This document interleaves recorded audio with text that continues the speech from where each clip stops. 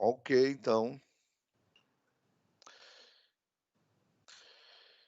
Muito bem, pessoal. Bom dia, boa tarde, boa noite e boas-vindas a todas, todos e todes a mais essa ação do CPT Sesc.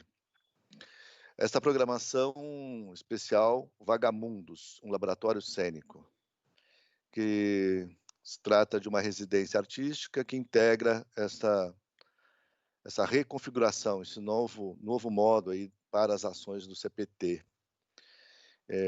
Principalmente nesse ambiente de experimentação e criação, né, com encenadoras, diretoras e diretores, encenadores convidados. Nós iniciamos a semana passada com a abertura, né, que Maria Thaís fez do projeto como um todo, das várias fases, né, e só quero lembrar que o Vagamundos ele está pensado em 3 etapas, né, e ele segue, né, começou a semana passada e seguirá até maio do ano que vem. Essa primeira etapa, que se chama Abrindo Terreiros, também começou a semana passada com essa abertura, e hoje temos esse segundo terreiro aberto, né, com o nosso especial convidado Tiganá Santana. A segunda etapa será a partir de novembro, no Talhar, e uma terceira etapa, que é o Encantar, em maio.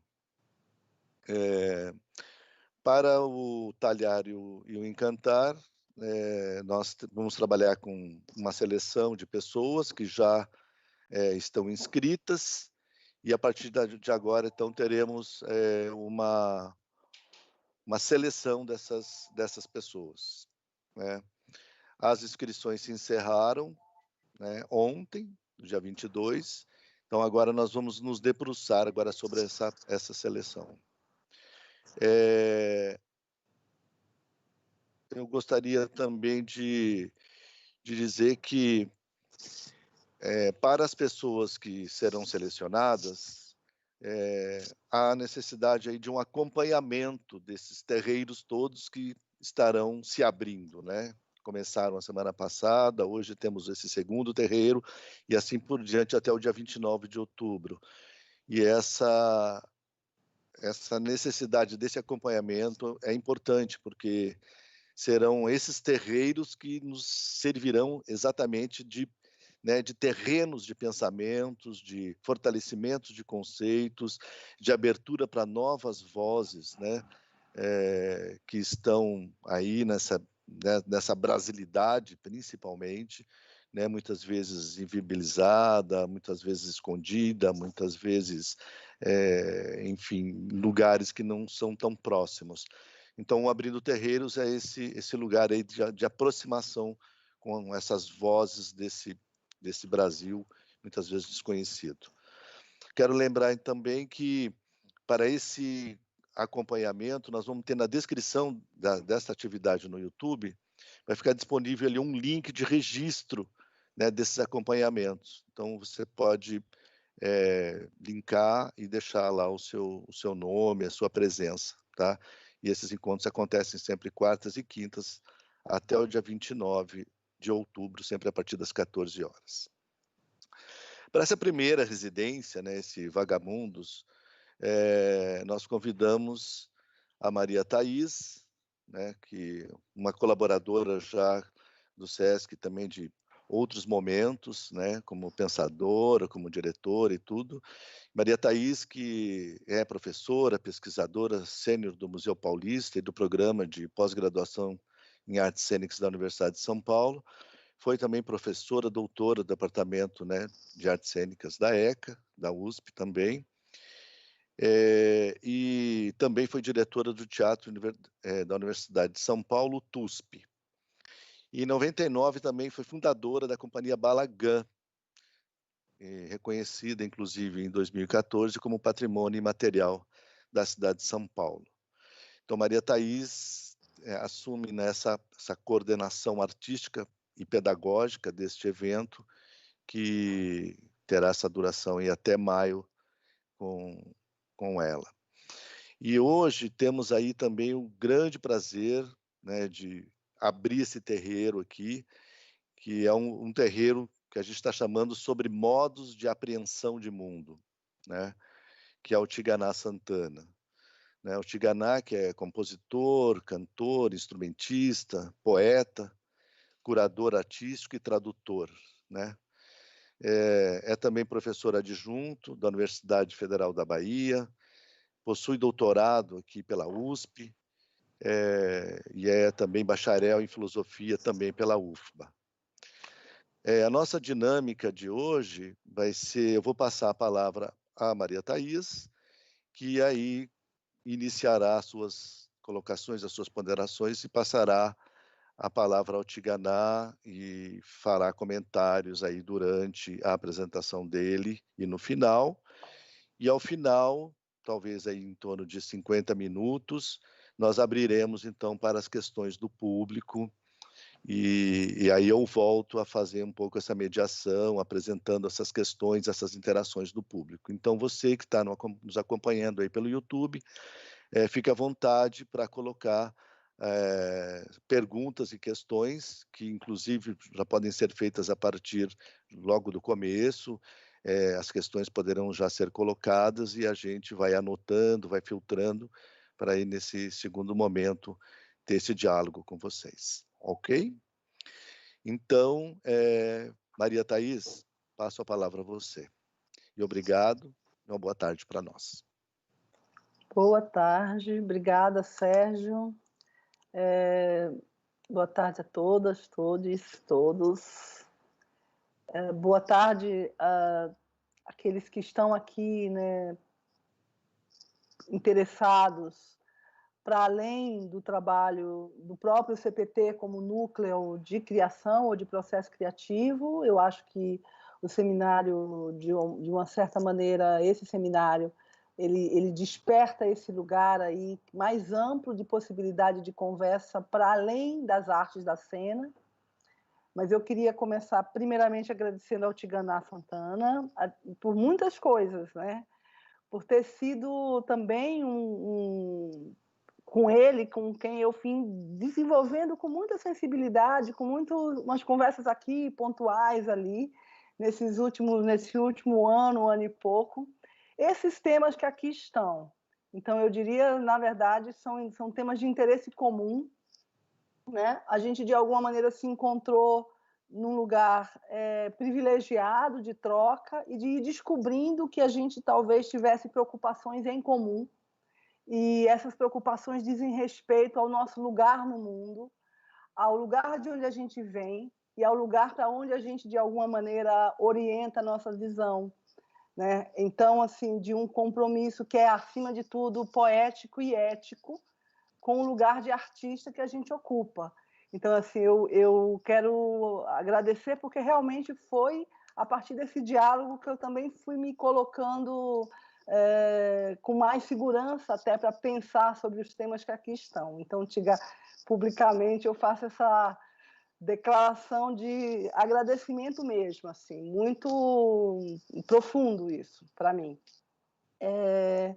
Acho que tem um tema aqui, né? E por isso o Tigana é a pessoa também que vem e será nosso parceiro aqui nessa condução da abertura dos terreiros em vários momentos, por trazer para a pessoa que está aí se ocupando de pensar o que a gente trata aqui, os temas que a gente trata aqui, e por nos interrogar sobre uma questão que é fundamental, como vamos pautar o nosso fazer artístico e a partir de quais noções, de quais conhecimentos a gente baseia aquilo que a gente faz.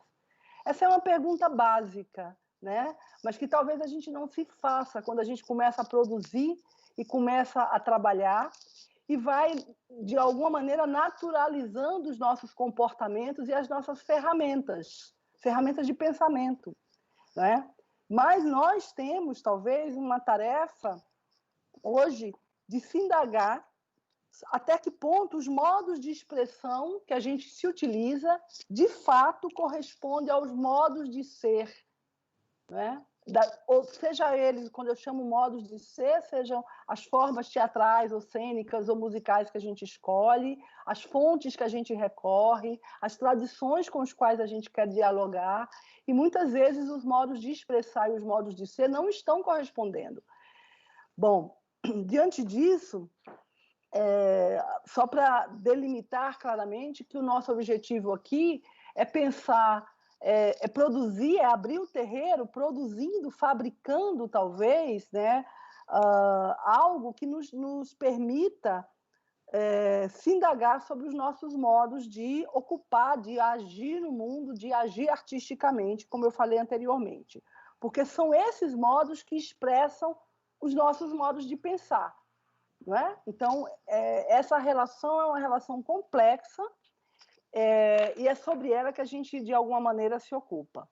Acho que hoje o dia ele é dedicado a gente tentar, talvez, estabelecer que o objetivo central também desse seminário, quando a gente fala abrindo terreiros, né?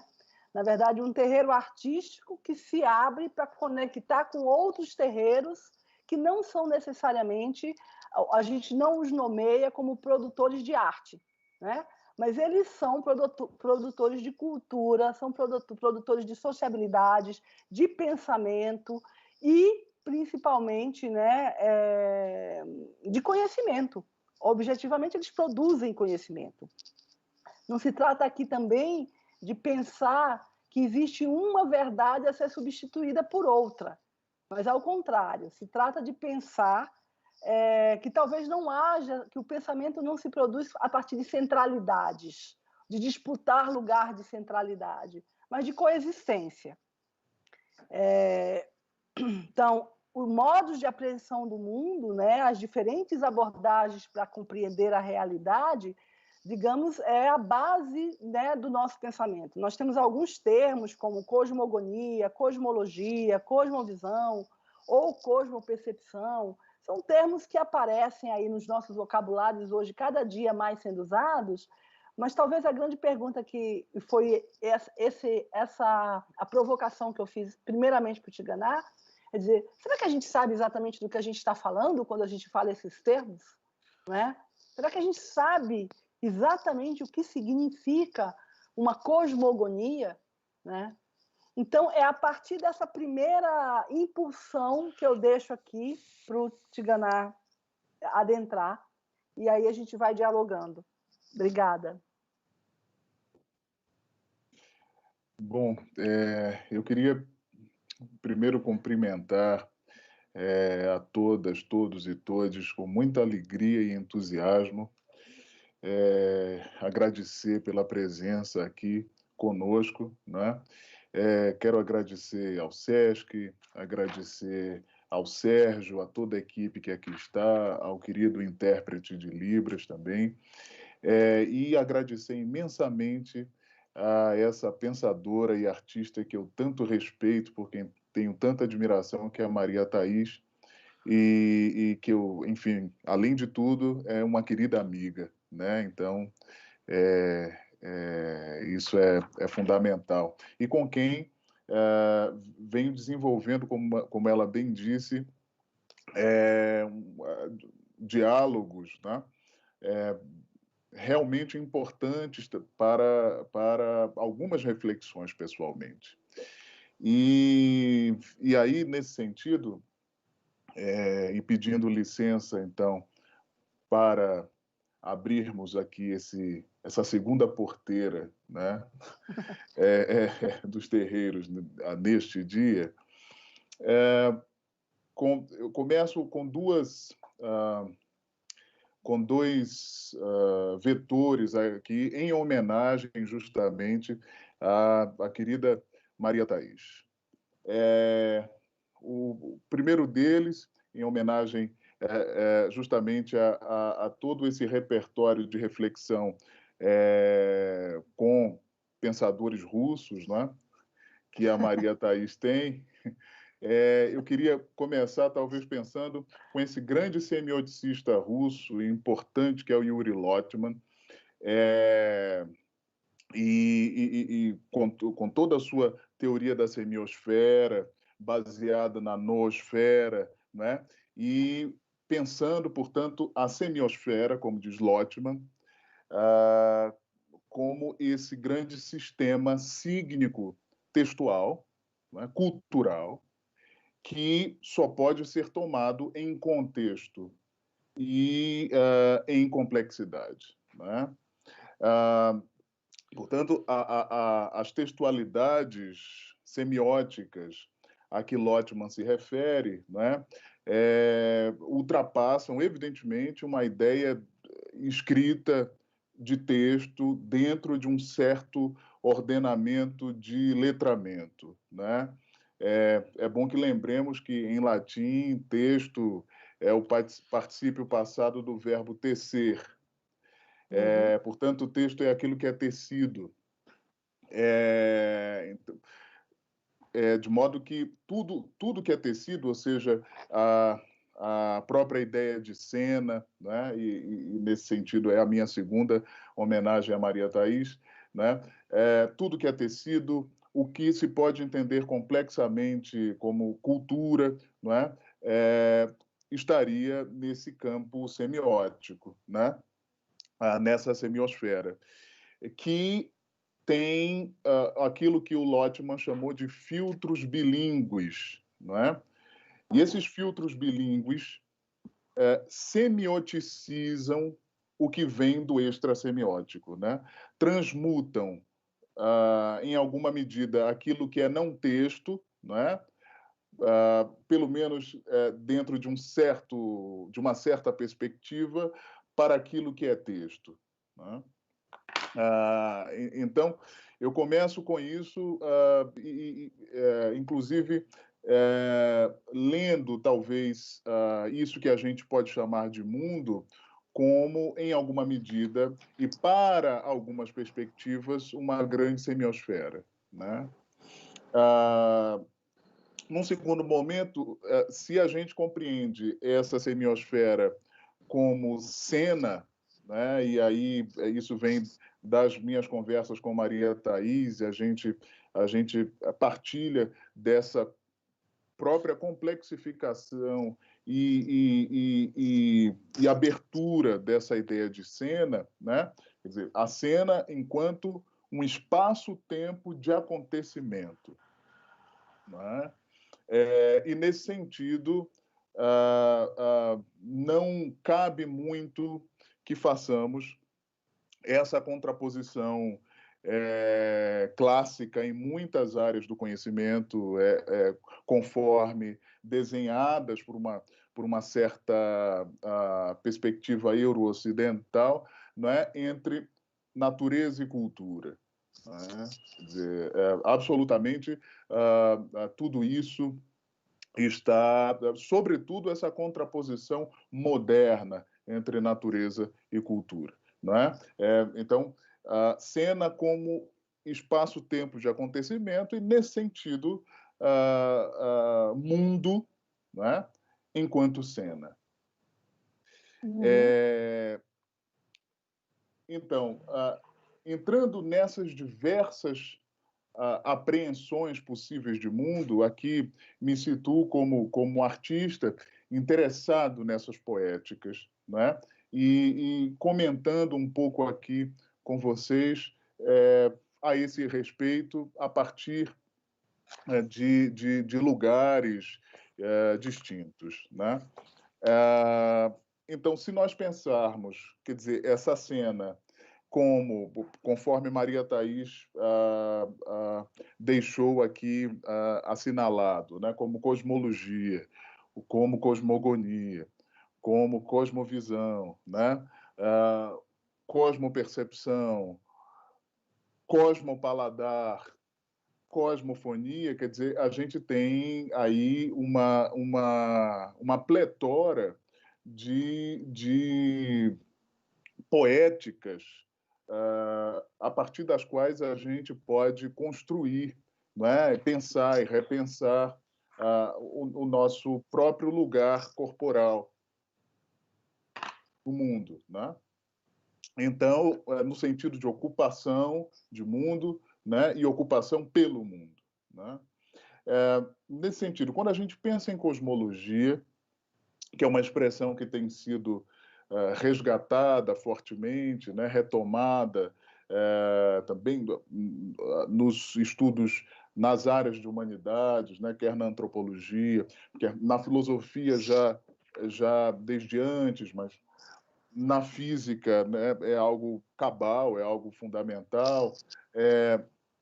Mas quando a gente fala de cosmologia aqui, grosso modo, a gente está a tratar de um certo funcionamento de mundo, não é? Funcionamento de mundo que, em larga medida, implica ou pode implicar, em geral, narrativas em torno dessa operação de mundo, né? Se a gente se refere à cosmogonia, via de regra, a gente se refere a um certo repertório teórico, não é?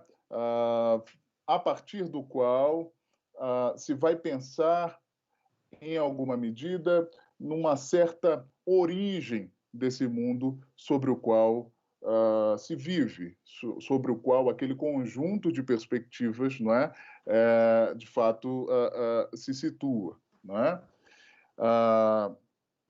Se a gente fala de uma cosmovisão, em geral, né, a gente fala de uma visão de mundo, né? E essa visão de mundo, tendo, portanto, esse sentido, né, a visão como a força de direção a partir da qual vamos experienciar o mundo, né?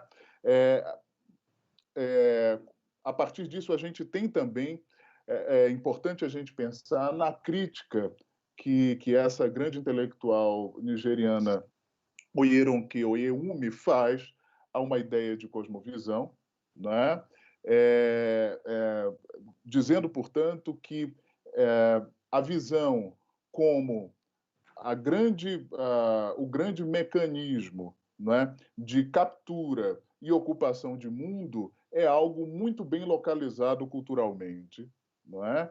E imprime uma certa lógica que tem os seus postulados próprios, originários, para desenhar o mundo, né? E, nesse sentido, ela localiza essa ideia necessariamente visual para uma apreensão de mundo em certas tradições euro-ocidentais, não é? E que, desse modo, não era circunscrita dentro de uma ideia de cosmovisão a combinação entre outros sentidos para se apreender o mundo, não é? Uma cosmoaudição, por exemplo, né? Um cosmo-olfato, né? Um cosmo-paladar, e por aí vai. E sim uma cosmovisão, né? E aí ela nos traz uma certa ideia cosmosensorial, uma certa cosmopercepção, né? O querido Anderson Flor se tem debruçado também sobre aqui no Brasil, sobre o que nos traz a Oyeronke Oyewumi a esse respeito e enfim, em outras abordagens importantes e fundamentais, né? Então, é interessante que essa própria ideia de cosmopercepção, para a qual Oyeronke Oyewumi nos alerta, não é? Com muita sagacidade, ela, se nós virmos também por outro lado, a meu ver, não exclui a possibilidade de que a gente se utilize da expressão cosmovisão, contanto que não prescindamos, não é, de uma ideia combinatória dos outros sensos para se aprender o mundo, das outras possibilidades, né, de se produzir, receber e vivenciar epistemes, estéticas, espiritualidades, etc. Né? Eu me lembro bem de um provérbio de uma sentença proverbial de que eu gosto muito, que eu aprendi com esse mestre, com quem dialogo sempre, que é o Bunseki Fukiao, que em Kikongo disse wa imona, Iemona e Sunsumuka, ou seja, ouvir, o a, né, é ver, mona. Tá? Iemona e ver, né, ver de frente, mona, e Sunsumuka, é reagir, é sentir. Né? Então, a gente ouvir é ver e ver é sentir. E ver é reagir. Aí a gente tem uma combinação, claro, entre essas formas de se aprender o mundo, né? Mesmo que nós chamemos essa perspectiva de cosmovisão. Só não perder de vista né, que há outras lógicas possíveis, há outras possibilidades de contato, não é? Com isso que a gente pode chamar de mundo, cena, mundo natureza, natureza, existência, né? E assim por diante. Não é? E ainda nessa perspectiva dos Bantu, e grande parte, não é, dessas centenas de civilizações que compõem esse tronco linguístico banto, né, que tem essa classificação a partir, sobretudo, desde o século XIX, né, com Bleek, meados do século XIX, é perceptível que a ideia de frequências é algo absolutamente caro, né? E em muitas dessas civilizações banto. E aí, assim, a experiência de apreensão, né, e doação ao mundo, né, é uma experiência de comunicação entre frequências, né? E de tradução dessas frequências, né, em campos semióticos, em campos de textualidade, né, os mais diversos. Né? Um conjunto de frequências, um conjunto emanado de um determinado modo e que se faz traduzir por uma outra coisa, né? Com uma outra morfologia, muitas vezes, se a gente, claro, concebe a ideia de forma não como algo dissociado de conteúdo, né? Mas como uma única expressão que expressa o que é, que expressa o que vive, né? E que se forma necessariamente desse modo. Né? Então, se a gente vai para o universo dos Bakongo, esse universo que me é tão caro e que também é tão importante para o que a gente chama de cultura brasileira, né? A gente tem no formato, por exemplo, numa acepção circular e espiralar, uma certa ideia de temporalidade, não é? Que, no fundo, é uma ideia de mundo, de como ele se presentifica e de como nós nos presentificamos para ele. Né? Essa ideia temporal espiralar, portanto, códia ou ingongo, né, que é canal, aquilo que segreda no centro o que é mais evidente, ou seja, o mistério, né? A gente não sabe de onde efetivamente parte essa bobina que se desenrola, né? No entanto, essa força originária é uma força que está sempre no centro, diferentemente de uma certa perspectiva de semi-reta, não é? Mais positivista, não é? Em que a gente tem uma origem e linearmente vai seguindo, né? Aqui a gente tem uma força originária em relação em torno do qual o mundo dança, né? O mundo serpenteia, né? E o curioso é que, na língua irmã do Kikongo, o Kimbundo, a palavra Ngongo, que é justamente essa espiral, esse canal, quer dizer mundo, né? Então, poeticamente, eu me permitiria aqui falar dessa aproximação entre mundo como força, mundo e força espiralizada, mundo e expressão, conteúdo espiralizado, não é?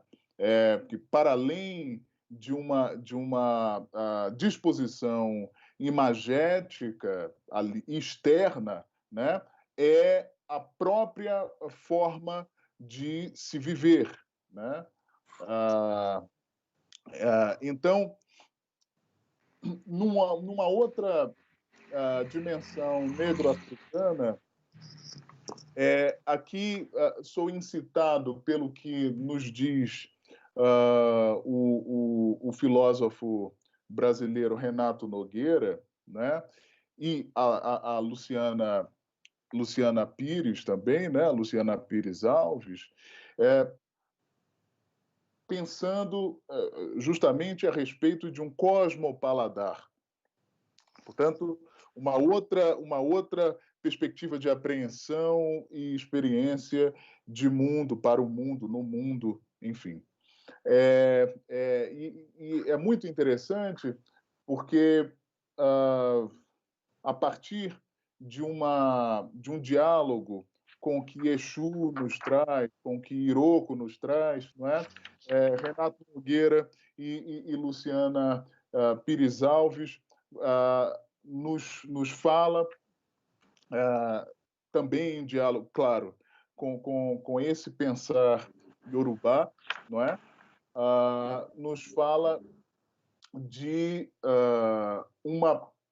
dessa possibilidade combinatória dos sentidos, né? Aqui o Iroki Oyeume já se referia, ela também nigeriana, né? E a partir disso, tratar de sorver, saborear o mundo, né? Sentindo os gostos, né? do amaro, né? Do doce, né? Enfim. E com isso, ele nos traz, nas suas análises, há um artigo publicado este ano, inclusive, que trata dessa perspectiva do cosmopaladar, a partir, claro, do que ele já vem desenvolvendo, né, dentro de uma ideia afroperspectivista, né? Ele fala de Exu como em narrativas distintas dentro do universo iorubá, né? Como essa entidade, por exemplo, numa dessas narrativas, essa entidade que tudo come, que tem fome de absolutamente tudo e tem sede de absolutamente tudo, né? Ele, ali naquela altura, e a partir dessa narrativa, e é muito interessante a gente pensar que essas narrativas têm perspectivas distintas, têm movências, né? Têm recombinações, enfim. Exu, ali, na altura, o filho caçula, né? O filho mais novo, irmão de Ogum, né? Que tudo come. E a solução encontrada por Orunmila era justamente que Ogum desse um jeito no seu irmão, né? Contivesse essa fome irrefreável, né? E Ogum, então, não se viu em outra situação que não aquela que o obrigava a matar Exu, né? Mas mesmo morto, Exu continuava comendo tudo e até efetivamente chegar às raias de comer o mundo, né? E foi aí que Orunmila decidiu, então, que Exu seria o primeiro a comer, né? Para que, então, ele se satisfizesse desse modo e e não precisasse comer o mundo, né? Enfim, na interpretação do Nogueira e da Alves, né? Ali há uma força, Exu como uma força presente de sorver o mundo, né? Comer o mundo é justamente a própria inclinação, o próprio pendor, a própria necessidade inegociável de se viver, né? E viver é necessariamente sorver esse viver, né? Então, a apreensão de mundo como uma grande, um grande processo, não é, de se comer presente, ancestralidade, devir, né, possibilidades, contudo, né, e também nesse sentido os autores relacionam esse comer o mundo à infância, né? Eles se dizem criancistas, né?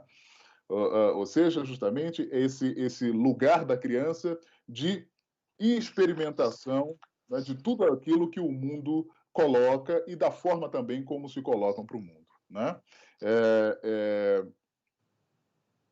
Num outro lado, depois a gente pode voltar para isso. Bom, temos muito a conversar, né? Mas eu quero tentar aqui talvez fazer alguns comentários a partir de algumas pontas, né? De outro lado, interessa-me muito, e essa condição diaspórica que nos compete, né? É justamente o que nos permite o assentamento sobre essas múltiplas referências, né? Porque somos a partir disso, né? Me interessa muito essa acepção do pesquisador Guilherme Sequeira, né, em torno de uma cosmofonia Imbiá-Guarani, né, ou Guarani-Imbiá, né? A partir do fato de que, para, enfim, muitos pensadores guarani e estudiosos também de cosmologias guarani, né? Que o som, a palavra, ou os sons, as palavras, né? Ocuparem, de fato, um lugar de centralidade no sentido de uma certa organização de mundo, né? Quer dizer, a própria ideia de fusão entre alma e palavra, né? A palavra-alma, né? Ou a palavra-som, né? A ideia de pessoa como palavra em pé, né? A palavra verticalizada é justamente o que designa uma pessoa, né? A boa palavra como justamente a força de condução à terra sem males, né? E o canto sagrado como justamente o estar aqui da palavra, né? Eu acho muito bonita essa imagem, né? O canto sagrado como o estar aqui da palavra, né? Algumas pessoas, inclusive, compreendem o próprio som, né, como a ação de ser, né? Também se verifica no universo guarani, no pluriverso guarani, né? O próprio criar-se a si, né, a partir da palavra, né? Palavra autogeratriz, né? Enfim, então é interessante a gente pensar nessa dimensão cosmofônica ou numa dimensão de sonoridades, de ressonâncias e de palavras que organizam, né, que organizam uma mundanidade, né? Por outro lado, se a gente pensa nos xamãs, né, nas diversas dimensões de pensamento, de pensares indígenas, né? É interessante a perspectiva que nos traz a Manuela Carneiro da Cunha de xamãs como tradutores, né? Ou seja, justamente essa figura de trânsitos, né? De trânsitos entre dimensões de mundo no mundo, né? Ou seja, essa figura que transita entre as distinções, né? Nesse sentido, muitas vezes, inclusive, distinções ontológicas, né? E é interessante quando a gente pensa, por exemplo, que a própria fumaça do cachimbo, né, presentifica essa neblina, né, em algumas cosmologias, essa neblina que aproxima essas dimensões de mundo, né? Uma certa dimensão espiritual de uma outra ordem, né? E essa outra dimensão, né? Essa névoa justamente nos mostra isso, né? Diretamente. E a fumaça do cachimbo, né? De que muitos xamãs e outros intérpretes, né? Se utilizam, né? Justamente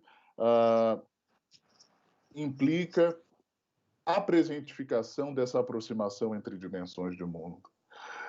Na afrodiáspora, curiosamente, nos terreiros de candomblé e das mais diversas nações de candomblé, né, como ficaram conhecidas as diversas linhagens e as diversas linguagens, né, dessa expressão específica de prática espiritual de matrizes africanas distintas, né?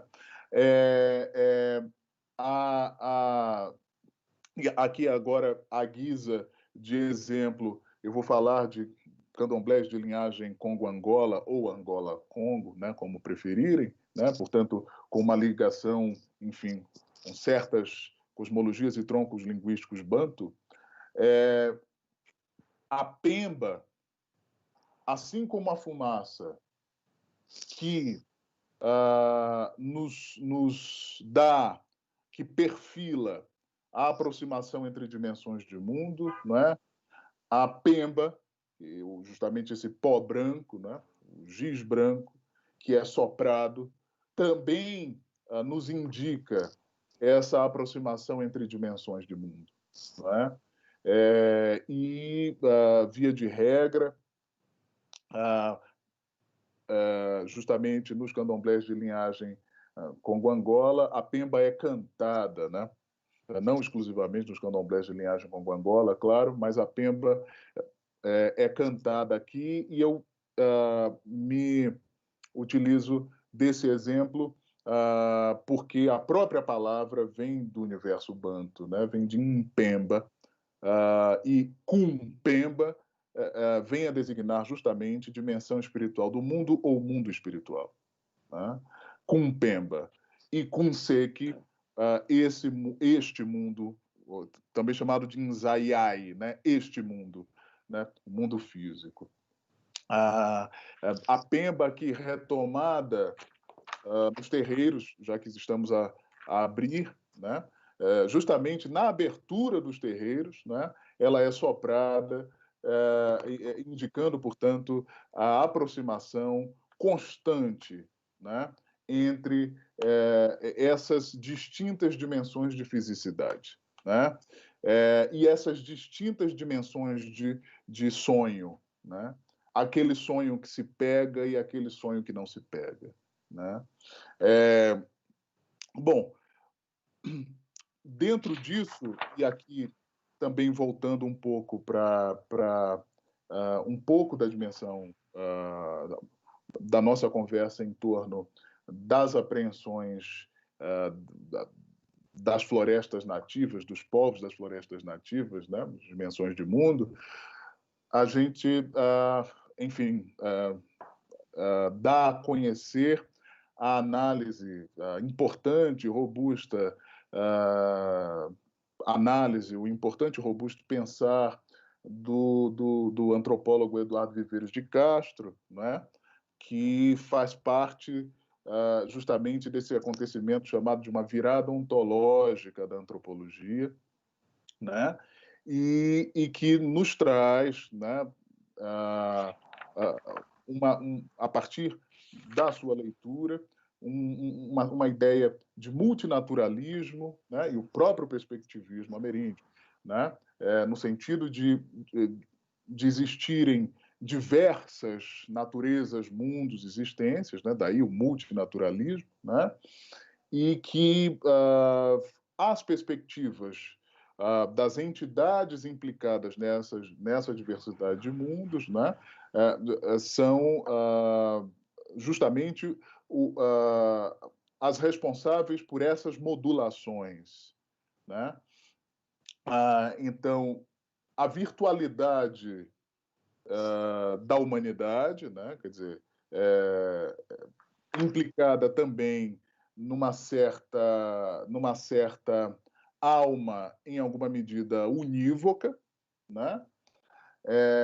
E aí isso vai ao encontro do que nos traz também o Schopenhauer, na Queda do Céu, né? Dessa alma virtual, dessa alma precípua, dessa alma a priorística, né? E as diferenças, portanto, seriam somáticas, né? E as dúvidas também, né? Seriam no sentido de que de aquela outra entidade, né, que não eu, ter corpo ou não, né? E que tipo de morfologia seria essa? As distinções dar-se-iam justamente nesse âmbito, né? Então, tem a perspectiva do jaguar, que se vê como pessoa, assim como a gente se vê como pessoa, né? Já que virtualmente são gente, né? E as diferenças a gente tem, portanto, de outra ordem. E da própria manifestação, né, de uma ordem, portanto, fenomenológica disso que se chama de natureza. Isso se contrapõe a uma ideia, claro, multiculturalista, moderna, né, que contrapõe, como a gente dizia antes, por sua vez, natureza e cultura, né? Aqui, dentro dessa perspectivista trazida por Eduardo Viveiros de Castro, né? A gente teria, portanto, uma alma, quer dizer, uma pessoalidade e uma multiplicidade de naturezas, né? Ao contrário de uma ideia de uma natureza, né, diante de uma multiplicidade de pessoas e culturas, né? Enfim, então, em diálogo, claro, com o Viveiros de Castro, não à toa, o próprio Márcio Goldman, né, nos traz algo que está em construção nos estudos brasileiros, sem dúvida, né? Isso que se chama de uma relação afro-indígena, né? Já é uma outra coisa. A partir das suas pesquisas em Ilhéus, né? Na Bahia, enfim, e perspectiva a partir da qual também a gente pode pensar na presença desses ancestrais conhecidos como caboclos, por exemplo, nos candomblés, né? E aí pensar nessa prática espiritual a partir da perspectiva do caboclo e a partir da perspectiva dos inquices, a partir da perspectiva, né? É interessante a gente nuançar e modular também essas poéticas vivenciais possíveis, mas é algo para o qual, claro, e nem haverá, né? Para o qual não há uma resolução fechada, né? Muito pelo contrário, com a ideia de relação afro-indígena aí, temos outras aberturas importantes a partir das quais pensar, E, enfim, eu quis, de modo sucinto, puxar essas pontas diferentes para a gente pensar nessas poéticas, né? Então, Thaís, com isso, eu te devolvo aqui a boa palavra Guarani. Obrigada. Obrigada, Tigana. Acho que são muitas. A gente tem, na verdade, né, um pouquinho antes da gente começar, conversávamos entre nós da necessidade de como a gente se sente diante de tantas abordagens que são, eu não vou dizer novas, porque elas não são novidades, não é no sentido novas no sentido do nosso conhecimento delas, né? Como a gente está sendo convidado a rever um vocabulário extenso para pensar essas questões. Porque olhar para cada uma delas significa olhar na sua especificidade, né? Com as categorias que lhe correspondem, como se produz. Eu acho que quando você faz aí essa distinção, que me parece muito corresponde um pouco ao próprio seminário, ao que o seminário quer apontar mesmo, que é uma distinção de uma certa linhagem aí afrocentrada, uma certa linhagem ameríndia, no sentido mesmo, né, de ter uma linha de pensamento aí que a gente pode identificar determinados pressupostos, e essa última que você fala, que é onde os agenciamentos múltiplos nos produzem outros sentidos, né, que nós talvez nem começamos ainda a estudar, né, com a potência que isso talvez traga para a nossa vida, para a vida comum. Mas eu acho que tem uma questão que você, antes de abrir aí para as perguntas, essa noção de cosmopercepção, cosmovisão, cosmopaladar, cosmofonia, ou seja, quando a gente chama pensa a questão a partir de todas essas possibilidades de materialidade em relação ao mundo, o mundo se torna cada vez mais complexo. Por outro lado, tem uma questão que já é, para mim, uma questão importante e que eu acho que você foi apontando, que são as concepções temporais e espaciais. Não é? Quer dizer, no fundo, quando você diz, né, um repertório, né, ou a cosmologia, o funcionamento do mundo implica narrativas, quer dizer, a gente conta, a gente narra, essas culturas narram o seu modo de aprender o mundo. Através das suas narrativas estão ali expressas. Por outro lado, essas narrativas se constituem de forma temporal e espacial absolutamente diferentes.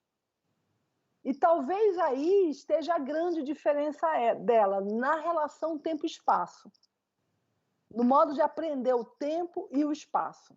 E aí eu lembrei de uma frase da Wanda Machado, né, lá da Bahia, que é uma professora, enfim, da Universidade Federal do Recôncavo, enfim, uma mulher da tradição, onde ela diz uma coisa que me parece que está conectado com isso. Só existe um tempo, o presente. E aí ela diz presente do passado e o presente do futuro. Isso tem a ver com Exu, com sorver o mundo? Nesse sentido, essa noção temporal, né, de sorver o mundo, da vida, né, se colocar como potência. Eu vou completar só com uma coisa aqui mais, né, que acho que é só fazer uma pequena transgressão, mas que me parece que é o mesmo tema.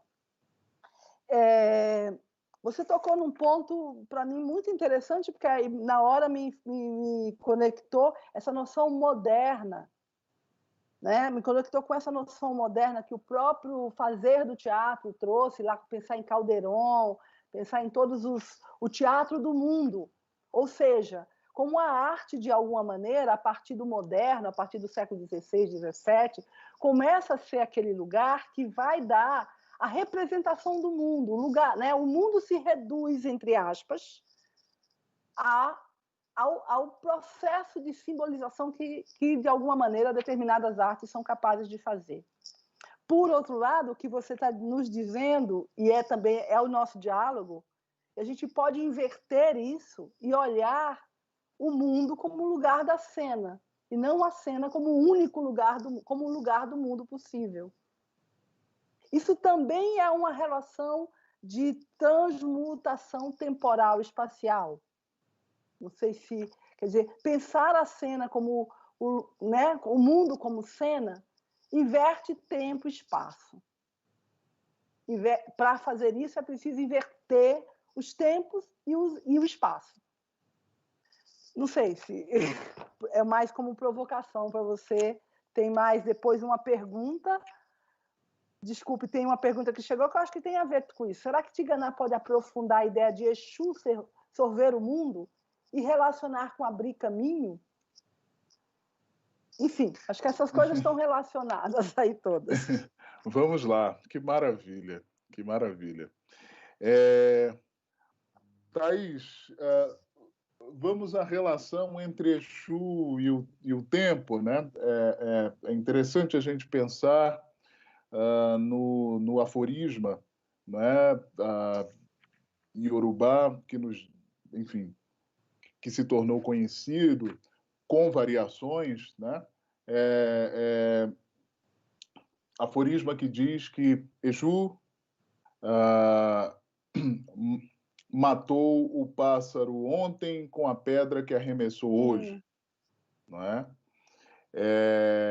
E claro, e isso em grande medida implica uma possibilidade de, a partir da presença, indo ao encontro do que nos disse a querida professora Wanda Machado, a partir da presença, a partir do tempo presente, e dentro dessa dimensão de presença, eu gosto sempre de falar do instante, do átimo, né?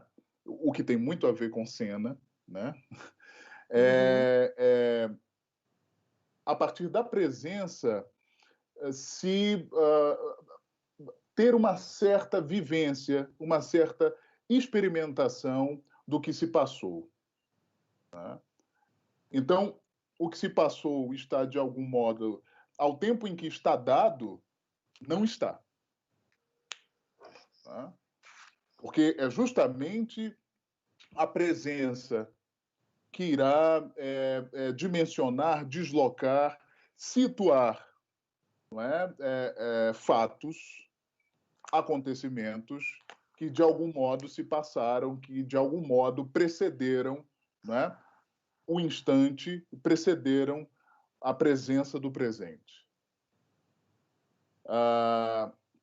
Então, eu penso que, como Exu é justamente essa força implicada, né, nos caminhos, nas dinâmicas, nas movências, né, isso está absolutamente ligado, né, a certas ideias de temporalidade, né, e de espacialidade também.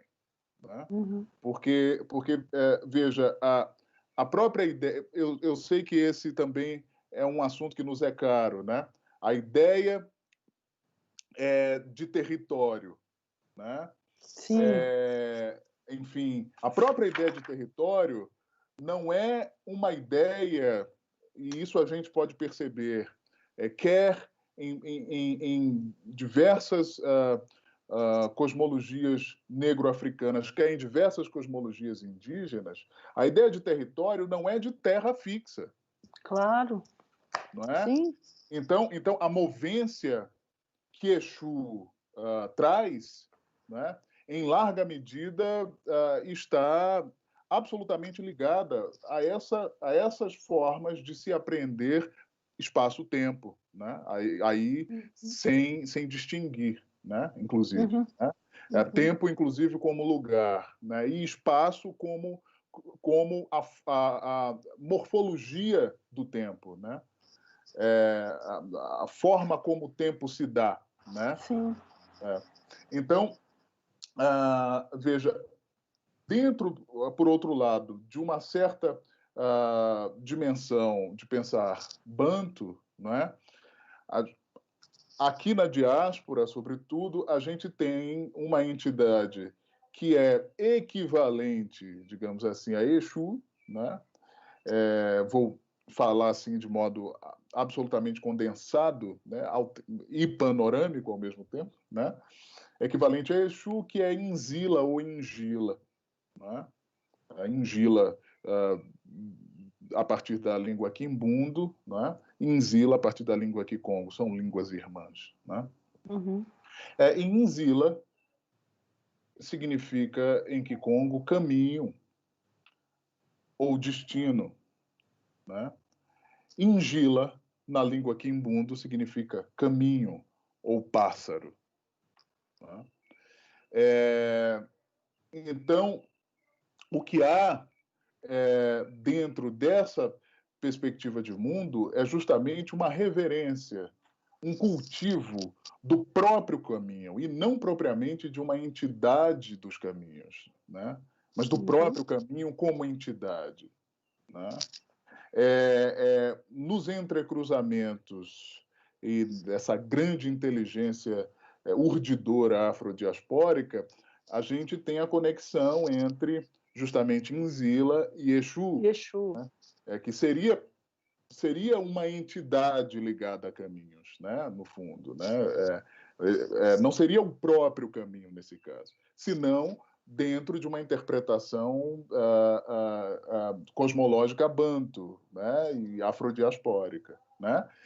Mas é muito interessante a gente perceber essas outras relações tecidas, né? Do lado de cá do Atlântico, né? E então, em geral, que eu saiba, dentro de uma certa compreensão iorubá, né, não caberia propriamente a Exu criar novos caminhos, né? Alguns sim, né? Uhum. Mas a Exu não exatamente, né? Por outro lado, dentro do universo banto, né? Se a gente fala diretamente desses caminhos, e se esses caminhos são essas entidades e forças que são cultuadas, inclusive, primeiro, porque só se faz qualquer coisa percorrendo-se trajetos, né? Os mais diversos, né? Trajetos internos, trajetos externos, trajetos visíveis, trajetos invisíveis, né? No fundo, o trajeto é a própria ideia de duração, mas não necessariamente de duração contável, né? Mas de duração no sentido de coisas, acontecimentos se dando, né? E se dando, claro, dentro de uma espacialidade, né? Então, aqui a gente tem, dentro dessa possibilidade de se ler o mundo, não é? Também a própria construção da encruzilhada em Pambuanzila, não é? Como esse lugar-tempo em que se experiencia viver, né? E a ideia, justamente, de construção de muito pessoa, não é? Está ligada a se ocupar o centro de modo vertical, o centro dessa encruzilhada, né? Nesse sentido, estando na confluência das possibilidades, né? E abrindo outras possibilidades, né? Agora, eu lembrei de um canto do Siba, que ele diz, que eu gosto muito, que ele fala: toda vez que eu dou um passo, o mundo sai do lugar. Então, veio essa imagem, porque é uma imagem, é uma música, né?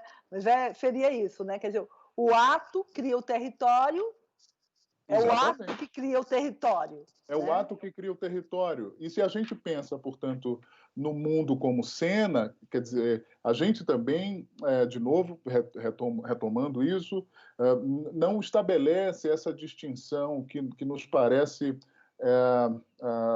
bruta demais, né, e muitas vezes sem sentido, né, entre natureza e cultura. Sim. Não é? Entre artifício e organicidade, digamos assim. Sim. Né? São distinções do tipo biótico e abiótico, né? Vivo e não vivo. São distinções que não fazem sentido dentro desses modos de se apreender o mundo. Sim. Né? Então, o mundo é cena, porque o que se faz? Porque dançar, por exemplo, é dançar a partir do fato de se ser constituído por esse mundo. Né? É dançar com as substâncias constitutivas desse mundo. Né?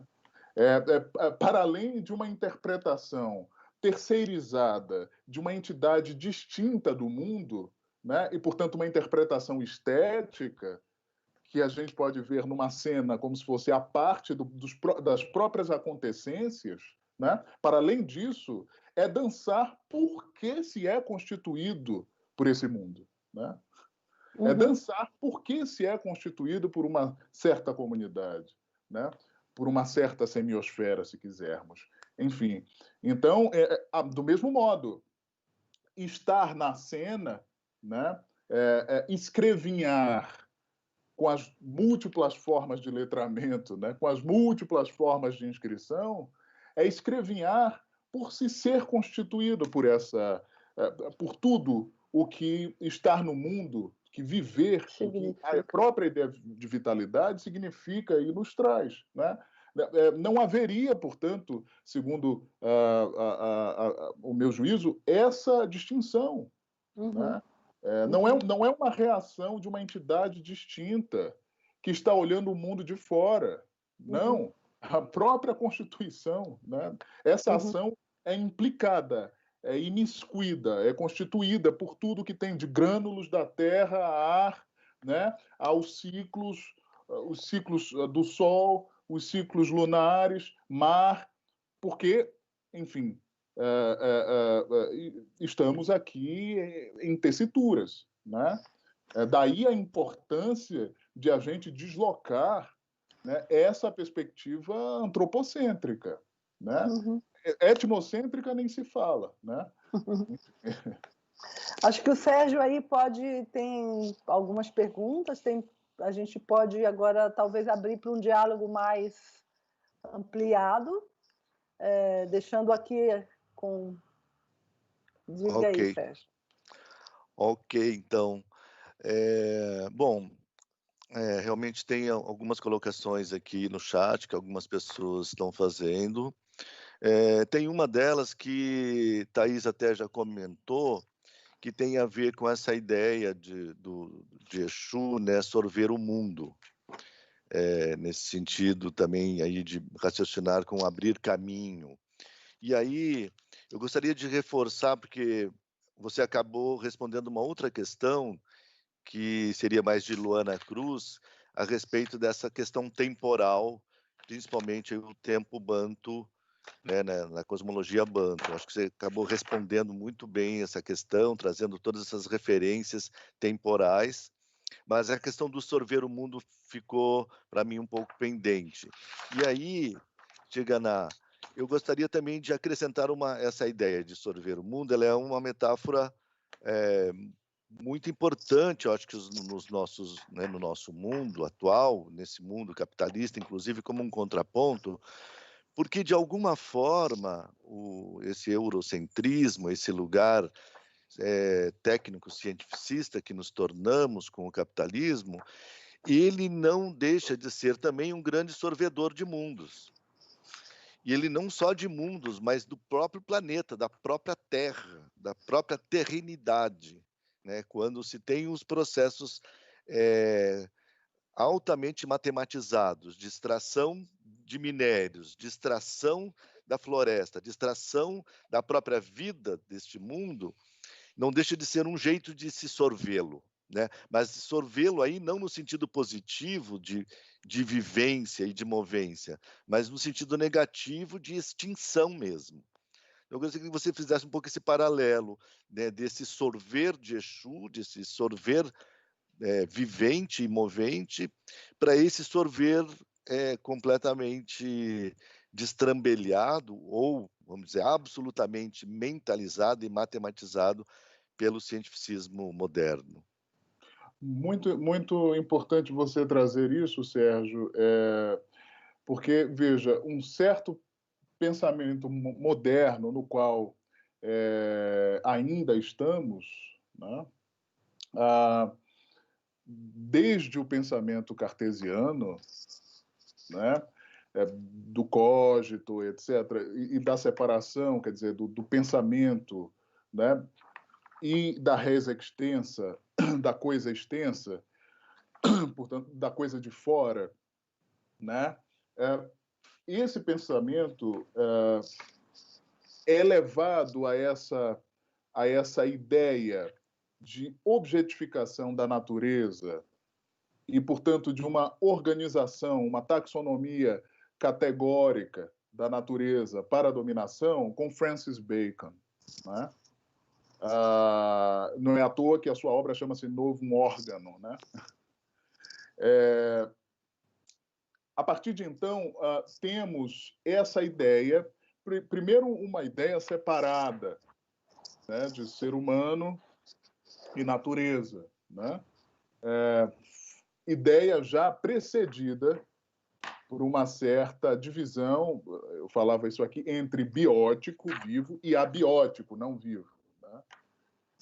O que não faz sentido, por exemplo, em muitas dessas outras perspectivas de mundo. Como uma pedra é não viva? Como uma montanha é não viva? Né? É um absurdo. Então, aqui, claro, se a gente tem uma natureza que a gente pode objetificar e com a qual a gente pode estabelecer uma relação, portanto, subjetivo-objetiva, né? A gente pode sorvê-la, mas aqui no sentido extrativista, vampiresco, né? Uhum. Afinal, ela não sou eu. E ela não é a minha cultura. E falando como um euro-ocidental, ela não é a minha cultura dominante, a minha cultura de expansão, a minha cultura, né, de colonização, a minha cultura que tem a minha cultura modelar. Tá? Pois bem, esse é um aspecto. O outro aspecto, quer dizer, que está na ideia de se sorver o mundo, no sentido de se saborear o mundo, né? Portanto, a partir disso, de se saber o mundo, se a gente vai para essa raiz latina comum entre saber e sabor, né? É algo que necessariamente compromete, né? Implica, vincula o corpo integral na relação com o mundo. Não é? Quer dizer, se todos os sentidos estão justamente formando o mundo e recebendo um certo mundo em complexidade, em relação, né? Ao mesmo tempo, a gente tem necessariamente uma experiência integral com o mundo, e esse mundo, ao contrário de um pensamento que separa natureza de pessoa, né? E esse mundo sou eu. Esse mundo é a minha comunidade, né? Que há uma certa dimensão, talvez, plurimorfológica nesse mundo, né? Sou eu ainda ali na montanha, sou eu ainda ali nas águas, essas águas, se a gente muda a direção, o que é corrente também, essas águas sou eu também, essas águas são a minha comunidade, quer dizer, nessas duas direções, daquilo que vai, né, de mim para o que não sou eu morfologicamente e daquilo que vai dessa diferença morfológica para o que sou eu, né? De modo horizontal. Então é uma outra experiência, né? E é sorver, sim, porque é como o mundo chega, né? E como eu chego ao mundo e como eu posso desembainhar o mundo a partir de dentro, a partir daquilo que os Bantu-Congos chamam de matéria escura, né? Entende? Que é justamente um espaço tão não visto quanto de todas as criações possíveis, de todas as poéticas possíveis, né?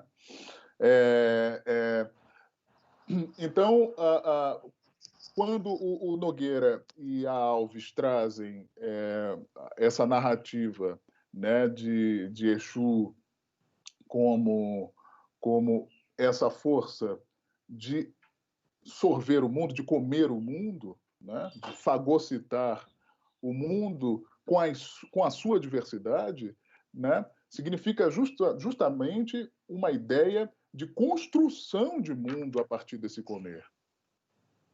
Sabe? É contrária à ideia de devastação e desertificação, né? É dar ainda mais fecundidade a esse, porque o mundo também não é uma coisa dada, assim como eu não sou, assim como Exu não é, né? As coisas se vão dando relacionalmente, né? Então, comer o mundo não é retirar do mundo, é acrescer, né? É cultivar, né? É cultivar, sim, né? É o contrário da ideia extrativista, entende? Que não à toa, claro,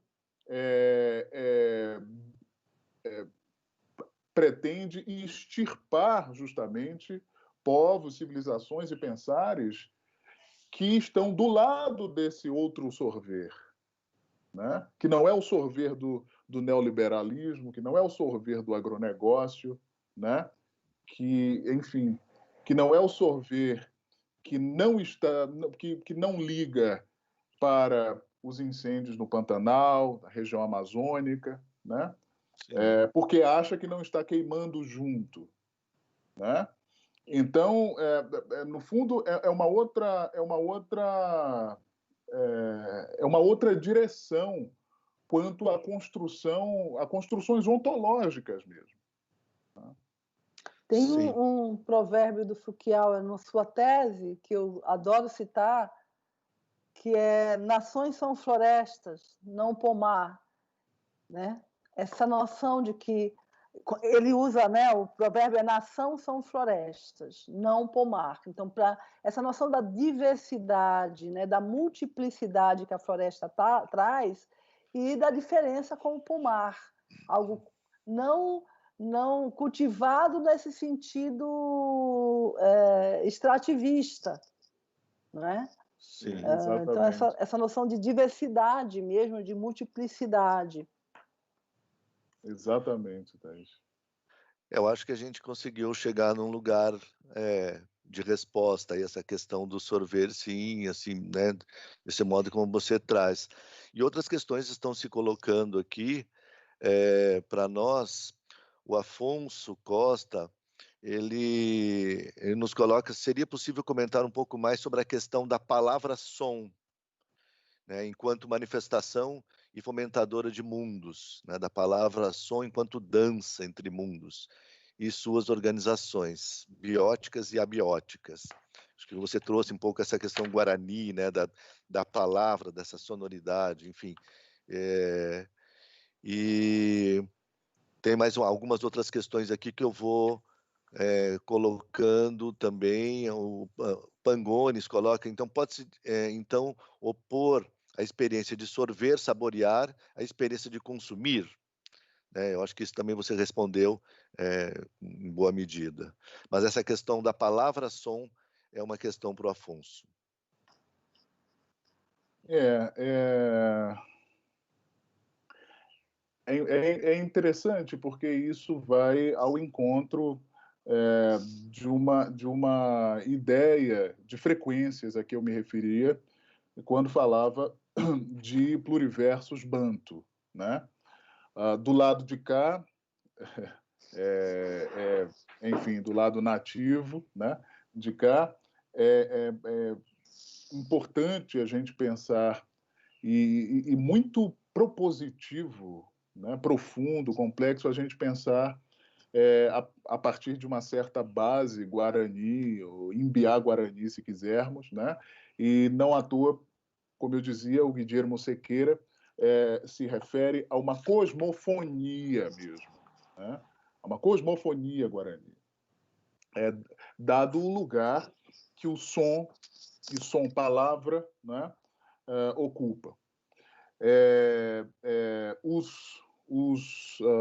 Esses tradutores, intérpretes, né?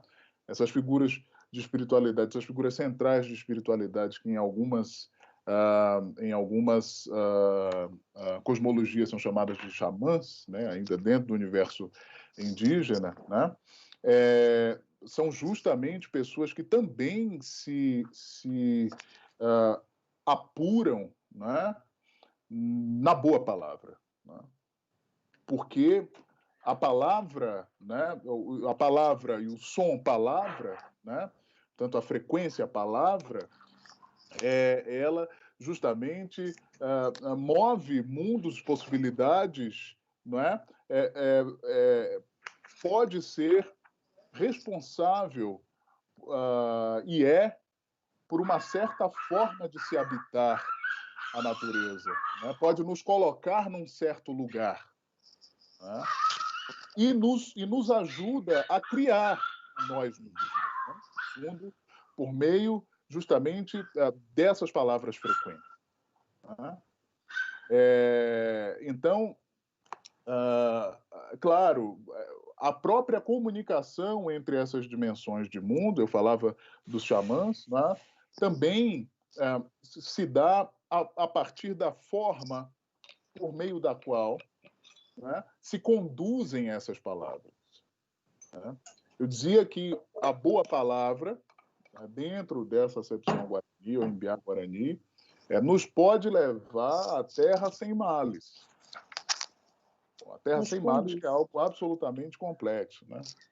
Sim. Enfim, então a palavra aqui, pelo que eu posso perceber, não é um artifício de linguagem, entende? Ou um adorno que se chega por último. Mas a palavra é fundante. Quer dizer, nesse sentido, isso que a gente pode compreender como pessoa, né, se perfaz propriamente, integralmente, a partir da palavra.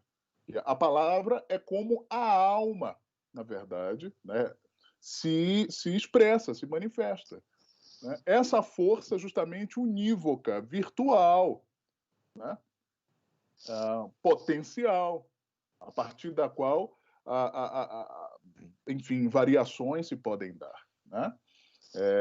Quer dizer, a palavra é a manifestação dessa força primeira, né?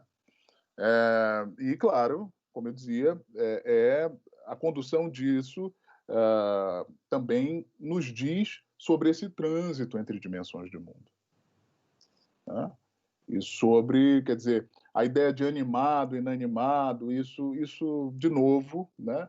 Já que estávamos a falar de biótico e abiótico, não faz sentido, quer dizer, pedra tem alma? Tem. Sim. E quando você diz pedra, você cria pedra também. E né? quando você diz pedra, você cria pedra, exatamente. E no universo Banto, Congo, tem um ideofone, né, que são justamente esses sons imagéticos ou imagens-sons, né, que é piu. Piu, em Kikongo, quer dizer matéria escura, né, se dito, por exemplo, não diante de uma transmutação, né?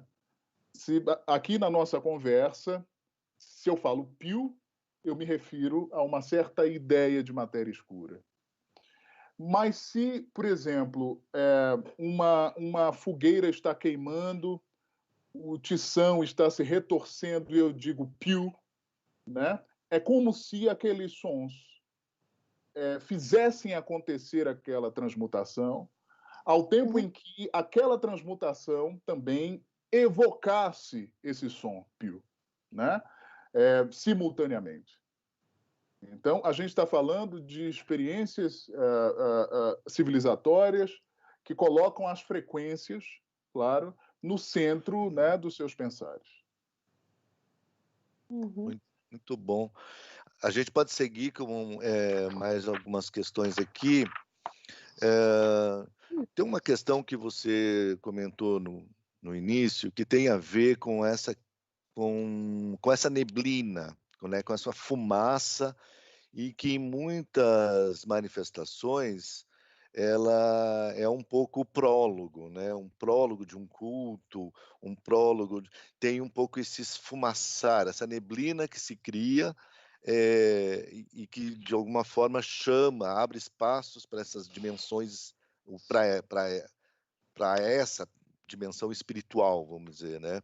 Eu gostaria que você comentasse um pouco isso, esse lugar, vamos dizer, enfumaçado, de neblina e de aparição ou de presença espiritual. Porque quando a gente pega a filosofia moderna, ocidental, por exemplo, Kant faz uma distinção clara entre alma e espírito, né? Alma tem a ver com a sensorialidade, tem a ver com o tempo visível, com o concreto do visível, e o espírito tem a ver com o não concreto, com o invisível, aquilo que não se pega, que não é tangível. Isso, naturalmente, tem a ver com esse pensamento moderno de separação entre corpo e alma, entre tangibilidade e intangibilidade, né? Eu gostaria que você comentasse um pouquinho mais essa ideia dessa neblina benfazeja, que é esse lugar do espírito. E lembrar também que a Nave Gris, Companhia Cênica, comentou e perguntou sobre esse lugar que você já falou do tempo-entidade, né? Gostaria de ouvi-lo um pouco sobre esse caminho entidade, tempo-entidade, que eu acho que você já digrediu, né, um tanto sobre isso. Só pontuar aqui essa preocupação deles. E aí essa questão da neblina espiritual.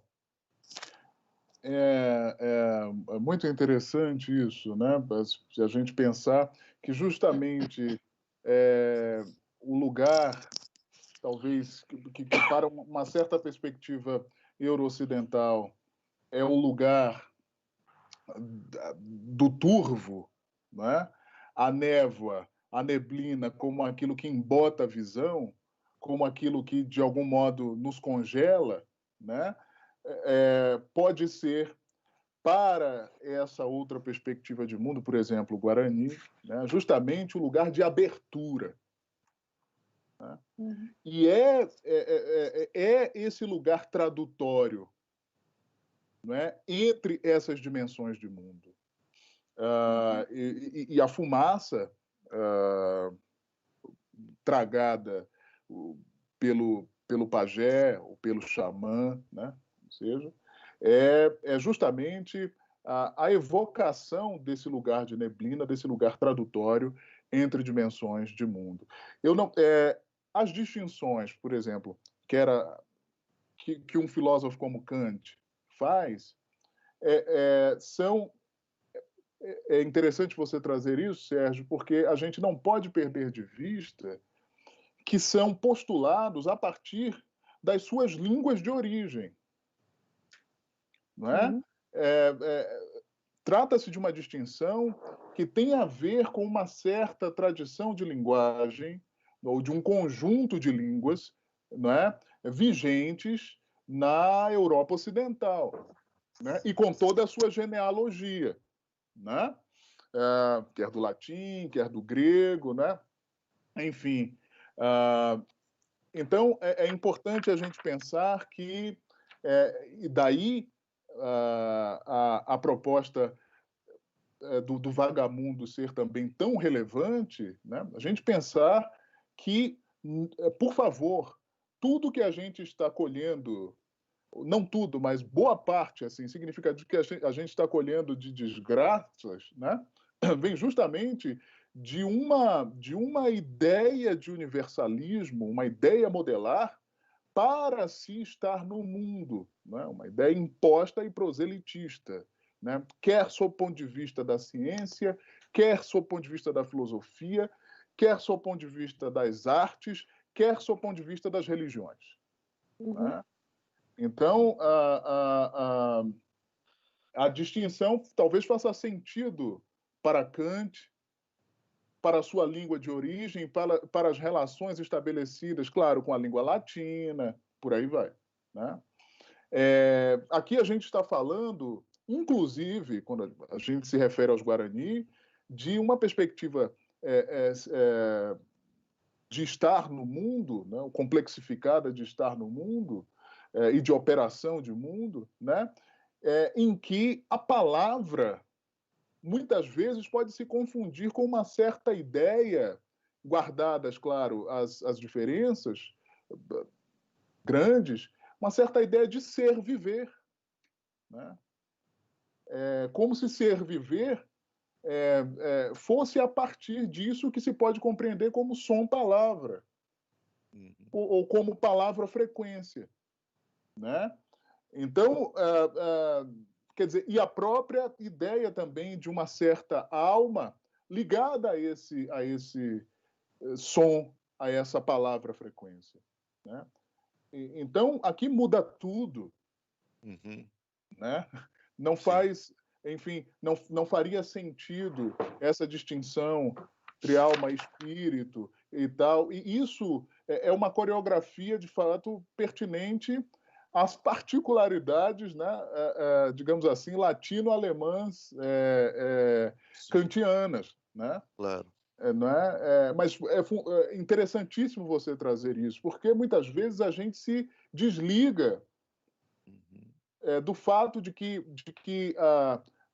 os postulados ontológicos, epistemológicos e estéticos, né, estão totalmente ligados e imbrincados com uma certa maneira de se construir e viver a linguagem. Né? E as línguas-linguagem. Né?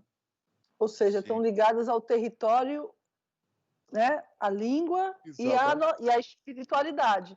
E a espiritualidade. Né? Essa tríade, né, que de alguma maneira constitui, né, também uma abordagem para como compreender o mundo, né, uma apreensão de sentidos do mundo também. Né? Sim, tem um lugar, né, tem um território, não necessariamente um lugar físico, mas constitui como território, como língua e como noção mesmo de espiritualidade. Sim, exatamente.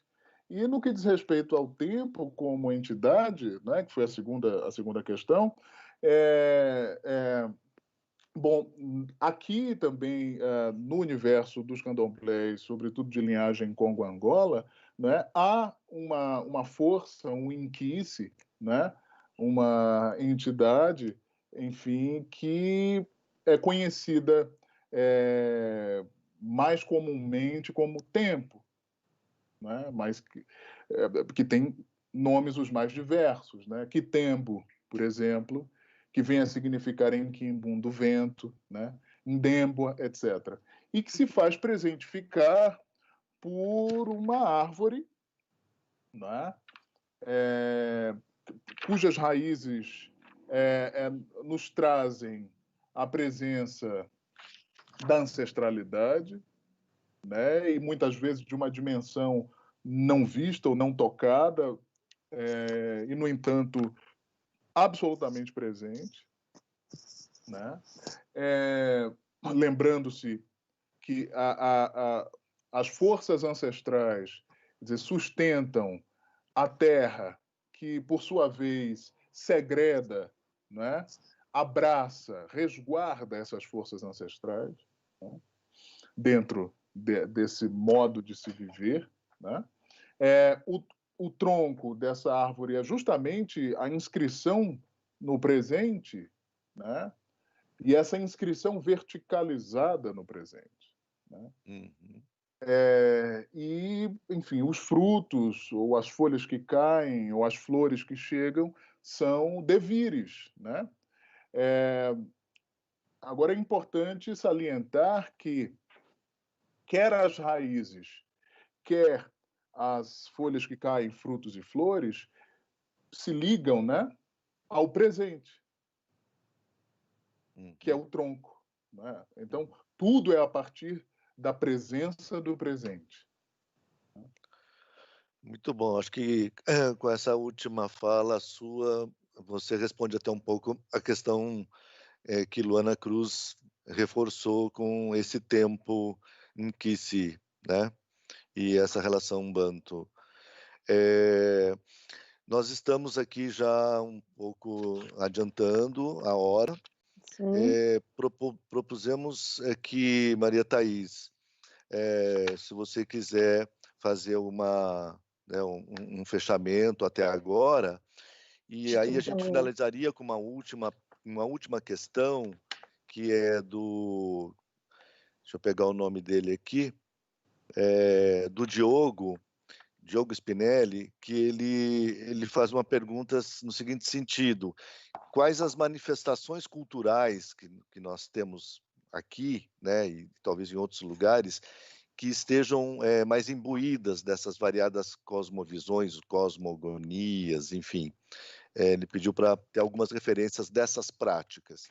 Daí eu acho que com essa questão a gente encerra essa participação mais interativa com o público e vamos para as nossas considerações finais, ok?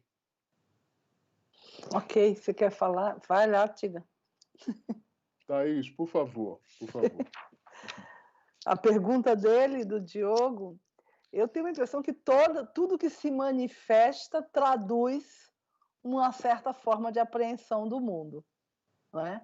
Acho que a grande questão, era até uma questão que eu queria ter colocado para o Tiganá, mas eu acho que lá no último dia nós vamos poder falar melhor sobre isso, depois de ter o escutado, adentrado outros terreiros, é que existe talvez uma lógica dentro dessas culturas com as quais a gente está lidando nesse seminário, que o Tiganá tentou de fazer algumas diferenças para a gente poder aprendê-las também, que é de que onde elas se fundamentam. Me parece que talvez essas culturas se fundamentam nas poéticas dos sentidos e nos processos e nas relações éticas. E talvez uma cultura que nós chamaríamos euro-ocidental se organize muito mais a partir da técnica e da estética, de valores, de fundamentos como a técnica e a estética. Não? É uma intuição, é quase uma pergunta também, mas quando a pergunta dele, eu penso, talvez se nós soubermos separar um pouco essas questões, quando a gente olha um cavalo marinho ou um samba na rua, todas elas estão produzindo ali um pensamento, explicitando um modo de apreensão do mundo. Não há ato sem o sentido do próprio ato, né? Que não traduza. As formas de ser, é uma coisa que eu falei no início, elas são expressas nas formas de como a gente expressa elas, né, elas são traduzidas aí. E talvez o ato da criação, os nossos atos criativos, sejam exatamente nos darmos conta, né, de quão responsáveis nós somos pelos atos criativos. Porque eles expressam visões de mundo, eles corroboram, às vezes, para a manutenção de determinados valores com os quais a gente gostaria de confrontar, mas não confrontamos. Então, não sei, essa seria a minha elocução, a minha resposta imediata sobre a pergunta dele. Todas elas. As manifestações brasileiras, quando a gente chama manifestação, todas elas expressam. Elas não expressam a mesma coisa. Uma encantaria amazônica não é um candomblé de Angola. E não porque são verdades maiores ou menores, porque são verdades outras. São lógicas próprias, são temporalidades próprias, singulares. Né? sim. Bom, Maria Thaís e Tigana, fica aberta aqui a palavra ainda para vocês dois, ou um de vocês, para a gente encaminhar aí para o final. Por favor. Bom, Sérgio, Thaís, todas, todos, todes, eu só quero agradecer, não é, por esse nosso momento, enfim, as pessoas todas que dispensaram algo da sua energia, da sua escuta, né? Da sua história, né? Das suas vivências conosco aqui. Eu quero agradecer muito ao Sérgio, enfim, pela recepção aqui, né? E ao Sesc, pela condução das perguntas, ao Sérgio, né? Também. E a minha queridíssima amiga e importantíssima interlocutora para mim, que é a Maria Thaís. Todos os meus agradecimentos por participar ali, de algum modo, desse processo, né? Do Vagamundos, que é tão relevante, né? Desse laboratório cênico, que é laboratório de vitalidade, né? Se é cênico é de vitalidade, se é cênico é de mundo, é cosmológico, né? E então eu quero agradecer imensamente por isso, e dizer que, enfim, estou aqui à disposição para outras conversas, para outros diálogos, né? E também sugerir, recomendar assim, fortemente que as pessoas acompanhem a programação, as discussões e as conversas aqui desse lindíssimo projeto que se realiza como sonho, né? Porque o sonho não se contrapõe a uma certa ideia de realidade, né? A gente sonha as discussões, a gente sonha os amores, a gente sonha se a gente pensa dentro, por exemplo, da perspectiva dos Bakongo, que o sonho é uma transmutação de um conjunto de frequências, né? Noutras coisas, noutras realidades, né? Então, tem sido muito bom sonhar aqui conjuntamente com todas, todos e todes. Muitíssimo obrigado pela oportunidade, pela generosidade, né? Quero mais uma vez parabenizar também a equipe aqui do Sesc, a equipe técnica também, né? Enfim, as pessoas da produção e aqui ao querido intérprete de Libras, né? E, enfim, até breve. Obrigado, Tigana. Maria Obrigada. Thaís, quer finalizar? Eu também queria agradecer e queria reforçar uma coisa, né? Porque eu acho importante. Às vezes esse lugar de escuta nem sempre produz na gente de imediato entendimento. E é por isso que ele está sendo feito. Não é para produzir um entendimento imediato, mas produzir alguma escuta sobre algo que nós talvez não compreendemos ainda. Não é? Mas talvez abrir esse espaço de escuta. Então, nós não estamos falando de coisas simples, nós estamos falando de coisas extremamente complexas. Né? Por outro lado, não estamos falando para especialistas, nem não é um curso de filosofia no senso instrumentalizante. Né? Então, exige da gente, de fato, uma escuta da nossa ignorância também, de aceitar que tem muitos elementos que estão aí colocados e que não são necessariamente compreendidos, mas podem ser acolhidos. Tem uma coisa dessas culturas, me parece, a própria Wanda Machado é uma grande pedagoga que fala disso, que a pedagogia que se pensa, por exemplo, em um terreiro, não é uma pedagogia que tenha uma tarefa de transmissão, no sentido de produzir conhecimento no sujeito acumulativo. É uma pedagogia de acolhimento. Ela se funda o grande elemento dela é o acolhimento. Então, nesse sentido, me convido, né? E me convido e convido a todos a no sentido mesmo da gente acolher, ter essa escuta acolhida, né? Num campo para além da escuta, para as nossas percepções maiores, para os nossos sentidos mais amplos, mais sutis, dos cheiros, apesar da virtualidade, que a gente possa aprender os cheiros, os sons e tudo mais. Amanhã a gente seguimos os encontros. Amanhã nós temos um encontro sobre biomas, territórios e modos de pensar. Ou como afirma Paulo Freire, a cabeça pensa onde os pés pisam. Essa frase, como eu falei a semana passada, ela foi um pouco também motriz aí para não evitar pensar localizadamente. Não é? O território não é um espaço geográfico, o território é um espaço de pertencimento, é um lugar de diálogo com o mundo. Não é? Então, esse encontro fala assim, sobre os biomas, como é que a gente consegue identificar neles os seus próprios modos. Nós temos biomas, às vezes, extremamente cruzados. O bioma não é um lugar puro, não é? O sertão é só o sertão, ele pode ser desértico, mas ele pode ser floresta também. Então, nós teremos uma mesa com a Márcia Mura, Fernanda Caigang e Franci Fontes, 3 indígenas, né?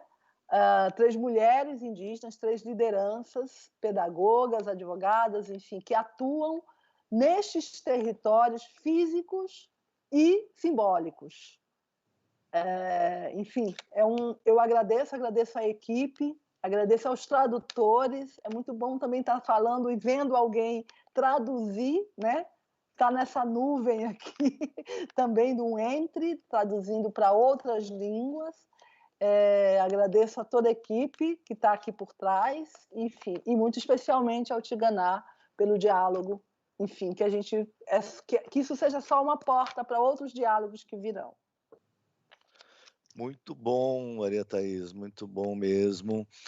Então, para finalizar aqui, em nome do SESC, eu agradeço também, né, Tiganá, sua presença, que ainda teremos a alegria de tê-lo novamente em outros 2 encontros aí no futuro, né, breve, né, ainda abrindo mais 2 terreiros.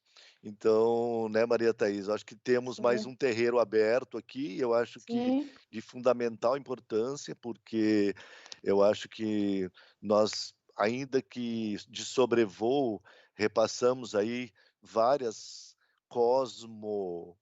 sociabilidades, vamos colocar assim, né, cosmovisões, cosmopaladares, né, cosmoaudições, enfim, eu acho que são realmente outros modos de se habitar e de se viver, e como possibilidades concretas e tangíveis, né, aqui entre nós, ainda também entre nós, muitas dessas cosmogonias e cosmologias estejam escondidas, né, ou estejam num lugar de relativo, inclusive, desprestígio, né, na sociedade em geral, na academia, na escola, né?